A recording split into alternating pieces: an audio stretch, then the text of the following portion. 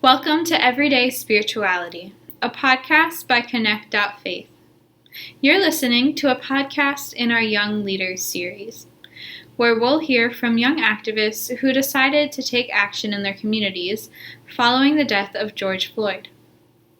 In this series, you'll hear how and why these young leaders got involved in combating racial injustice. My name is Callie Bronkema, and in the second episode of this series, I talked to Kyla Maryangelene and Jayda-Milan Parker. These two activists from Lawrence, New Jersey, told us about two successful protests that they held in Trenton and then in their hometown. If you haven't had a chance to listen to the first part of their story, I recommend doing so before listening to this podcast. Now we'll hear more about how their faith plays a role in their activism. We hope you enjoy. As I mentioned in the beginning, the podcast tries to focus on this intersection of creativity, spirituality, and justice. And so I know a little bit about Kyla's faith background because we worked at a Presbyterian camp together.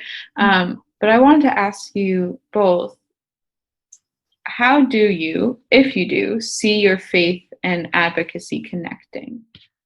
For me, I grew up in the church my whole entire life. My mom and my grandmother and my aunts, they're very, big on spirituality, whether that be, simple things like just praying before you go to school, praying before you eat, praying before you go to sleep at night. So for me, even before the protest, I felt like prayer for me was what put me, rest my mind, because I felt like in these times of just like the George Floyd, I couldn't sleep. Like my spirit was just restless. And, when your spirit is restless, who else can you talk to but the man up above? So for me, prayer is what held me over for the few days. And then I guess prayer before the protest was to keep us safe, because before we did our protest, we were watching people get hurt and get harmed. So it's not like we just jumped right into it like, oh, we're not scared. We were very scared. Me particularly, I was scared. That's why I didn't bring my siblings. So it was just like, for me, I felt God, and not only just to talk about God, but my ancestors. I felt like what kept me up was my ancestors. Like, you can't sleep while this is happening. When we were walking in Trenton, I was very tired because it was hot, and I felt like my legs and my knees and my ankles were giving out on me because our last stretch was uphill. And my voice was crackling because, for one, Kyla, she's kind of like on the quiet side, and then Kayla's kind of like on the quiet side. So when we got to the protest, Kayla handed me the blowhorn, and I'm like, why do I get the all my skateboards?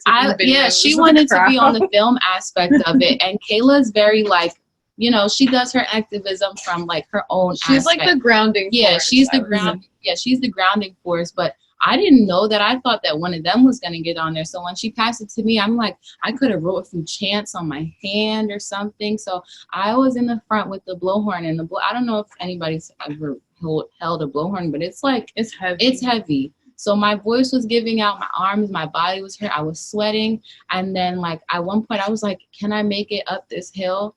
And in the back of my head, I always tell people, my ancestors were like, girl, if you don't get up this hill and finish this protest, and I was just okay, I hear you in the back of my head. So I feel like through this whole entire protest, people often ask me do you remember seeing me? And I'm like, I don't remember seeing anybody at this protest. I was listening to the voice in my head. So spirituality and prayer and my faith was everything in those times, because I felt like that's all I had other than my friends and my family. So Kyla, how do you see your faith and advocacy connecting? I actually love what Jayda was saying. I was pondering in my head, how do I word this? But no, what she was saying is kind of the perfect way. I feel like my faith is what allows me to do this work and continue in this work, because I don't really see how you could, stay sane or without it, just because it's really scary sometimes. It's scary at times. It's intense. So being able to have that connection is what makes me feel like I can keep going. And especially with your ancestors, constantly reminding yourself what they went through. Like Mm-hmm. they fought hard for us to Right. even be where we are right now. And, and so it really is on us to keep to Pushing keep the through. fight. Yeah. To keep the Mhm. fight going. Yeah. But I think, and I think I'm always coming up with new ways, or new things that I want to work on or bring into the advocacy. And even something we were talking about last night, I think I want to talk about the intersection between different faiths, because there are people of color of all different faiths. Right. And so the connections may be different in certain ways, but I think they all meet at the same end goal, if that makes sense. Yeah. Definitely.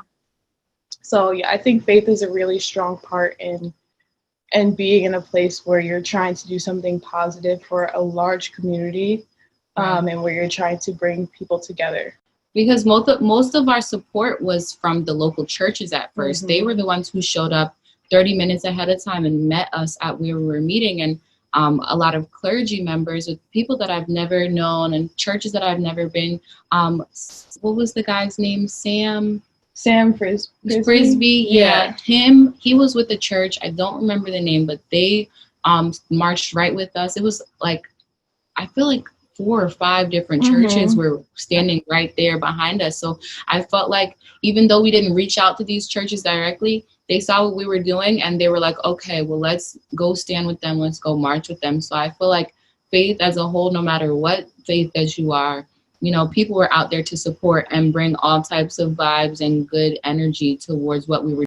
I think it's really interesting that you mentioned clergy members came out and helped, and churches were the first ones there.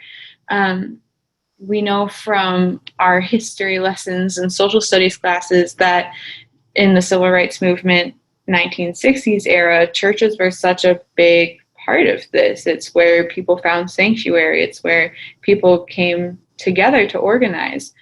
How do you see the church playing a role in this new era? It's so different, not just time-wise, but in a sense of like we are in a global pandemic this year, and especially in the U.S., like we haven't really come out of it. So there's just a bunch of different things going on. But for me, because even the event that we had planned today that we had to move to next week, like the local church, Presbyterian church, in our community reached out immediately and said we want to help and we want to be a part. But when I think about the churches, a lot of the churches in Trenton have been like doing activism all year, not just in their regular service and regular time, but when the pandemic hit, putting together lunches and making sure that children in the community were fed, checking on like older members of the community. So I feel like churches are still a very strong part of civil rights and human rights all around. But I also think what's special about, because we've had to get creative with being virtual and being outside, is that I think it's really expanded people's perception of what church is, and that it's not just the building, that you come to. It's the community of people involved, but also just the mission of it. Yeah, I definitely agree with what you just said about church being more than just the building, especially in Trenton specifically, because I feel like there's so many churches and they all do so many amazing things for the community. And just them showing up for our protest was just a little thing, They work year round. They work all around the community. For us in high school, we had gospel choir. And it was the first time that anything like that has been at Lawrence High in years. And thank God for our teacher, Miss Clark. Yeah, shout out. Yeah, shout out to her. She was actually my only Black teacher that I've ever had in my life. So she just her being close to us. That was just proof of her faith right there, because she went out on a limb and she made this group. And she had us in her church every weekend as high school students. And then when we did our protest, she was right there behind us to support. So I felt like it's just like, it's of their nature for churches to do this, and not just in this time of Black Lives Matter and George Floyd and Breonna Taylor. It's a year-round thing. What is your hope of what comes out of all of the organizing that you guys have done? don't think that there's any one like end goal, only because, you know, we've seen this before. And, you know, for me, my hope is that the group that we've created, that we can continue to, you know, like work within it to come up with events and to set like a really solid foundation. But that even after like it's our time to move on to other things, that there are other young people who are willing to step up and keep the work going. So that's what my hope is that like what we're doing right now is something that can be continued for years and years, generations and generations. And one day we come back, you know, like later in life, maybe we'll have like children, families, and, you know, we can see the work being continued. We can see the group still being strong, and like something that we can be proud of. So for me specifically, my hope is the youth, like all day, like every day. Like I feel like my goal and my passion in life has always been youth since like I was a very young child. I have, like I said earlier, I have 3 younger siblings, and like they are my everything. I've always had a passion for early childhood and, you know, like the youth in general. So I feel like for me to do what I'm doing now is to, 1, set an example, and to 2, leave something behind, to piggyback off of what Kyla said. For me to like fill that gap for my siblings, to say like, oh, I've been to a protest or I've been involved. It just kind of like helps me. So my hope is to lead as example and to kind of leave something behind to help the youth, so that, you know, even though these things have happened before, hopefully if we keep trying, they will stop. You know what I'm saying? Like, I hope that our work, it might be a little tiny, but as we were talking about faith, all you need is a mustard seed. So it's like, this is our seed that we're putting forth to try and make things be better. What are you doing that you're hoping to leave behind? What foundation are you building? So you talked a little bit about a group that you started, and just what's coming next for y'all. When we started doing our protests, we were like, well, what are we going to be called? Like, that was our biggest thing. We were just like, what are we going to name like ourselves? 3 Black girls. Yeah, at first we were like 3 Black girls, and then we're like, okay, no, we can't do that. It's more than us. It's bigger than us. So when we picked up our days to do our protests, we called it Black Solidarity. So our whole purpose was, people were like, oh, well, Trenton cops didn't kill anybody, or Lawrence cops didn't kill anybody. And it's just like, we're not doing that here for that. We're doing it to stand in solidarity with our brothers and sisters that were in Missouri or Kentucky or wherever we were, you know, showing support for California, even in New Jersey. Even in New Jersey, because, you know, people were killed or one person was killed in New Jersey around the same exact time. So it was to stand in solidarity with everything that was going on across the country. So then we realized, like, well, why don't we just name ourselves the Black Solidarity Group? And then from there, the second protest, we raised so much money. Do you remember the exact number? Like $3,000. Yeah, I think it was $3,000. And as with the night before that protest, me and Kyla were talking to my older cousin who also graduated from Lawrence High.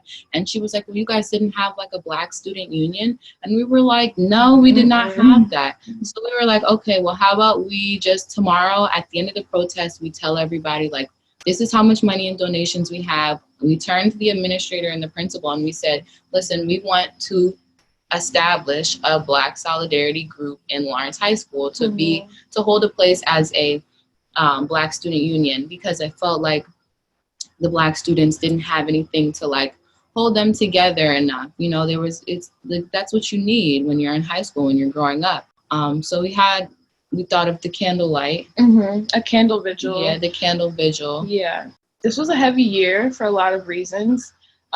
You know, we were obviously just talking about a lot of police brutality and police violence against Black people, but like COVID, plenty of people have perished due to COVID, which is really sad. And then on top of that, just your average, like, you know, people still die every day. You know, people are losing their family members. So we felt like it's really important right now to just take a moment, you know, and just pay homage and honor all the people that we have lost, you know, give people a space to mourn and to really like feel that moment.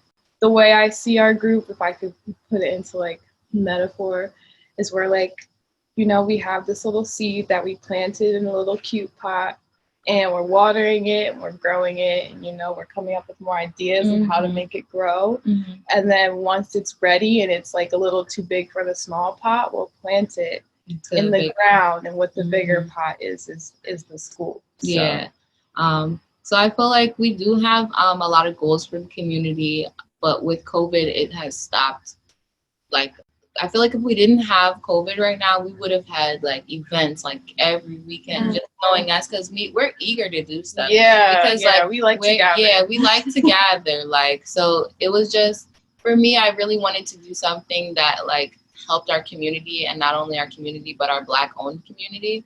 So I really want to try and do something in the spring that kind of brings together all the Black-owned, Black-owned businesses, artists, anything, to just put on Relay for Life kind of. Yeah, Relay for Life. We wanted to do like kind of like some sort of walk or something to put towards a charity, raise some more money, and kind of like bring together the community one more time, just the same way we did with the protest, but for like something that's more positive rather than, something that brings like, stress and, puts people in danger. So I wanted to bring something together as like a community bonding event. Everything sounds so exciting. I love that you guys are being really purposeful and intergenerational, and that you're targeting youth, but not forgetting that there's so many different people who need, like you said, need a place to grieve, need a place to be inspired, need a place to have fun, but feel like they're supporting a cause.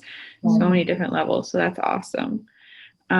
So if people want to be involved with you guys or just get more updates on what is coming next, where can they look for that information? Our Instagram page is at Black Solidarity Group. I believe we have a Facebook page. Yeah, we have a Facebook page, Black Solidarity Group. Or even our own Facebook. personal. Yeah, if you follow either of our personal pages. This has been Everyday Spirituality, a podcast with Connect.Faith. Thank you so much for joining us. Thank you. Thank you for having us. Yeah.